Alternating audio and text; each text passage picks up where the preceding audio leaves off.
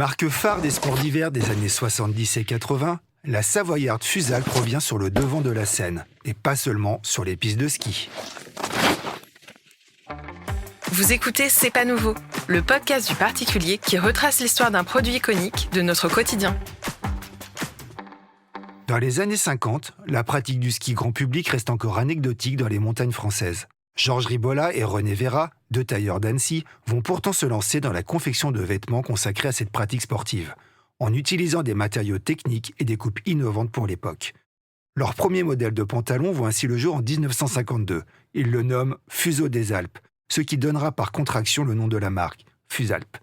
Visionnaire ou chanceux? Sûrement un peu des deux. Le plan neige, décrété en 1964 par l'État français pour encourager le tourisme hivernal de masse, et l'obtention des Jeux Olympiques de Grenoble en 1968 accélèrent très fortement le développement des sports d'hiver. Fusalp ne pouvait rêver meilleure publicité. Les athlètes de l'équipe de France, habillés par la marque, montent à cette occasion sur les plus hautes marches des podiums. Les illustres médaillés de ces Olympiades alpines ne sont autres que Jean-Claude Killy, Guy Périllat et Marielle Guachel. À l'orée des années 90, les sports d'hiver changent avec l'arrivée de nouvelles pratiques comme le snowboard. Le ski n'est plus le sport roi. Les fuseaux moulants et les pulls trop près du corps font désormais place aux combinaisons amples et colorées. La mode change et Fusalp loupe le coche. L'entreprise est reprise en 2013 par Sophie et Philippe Lacoste, petits-enfants de René Lacoste, le fondateur de la marque au crocodile.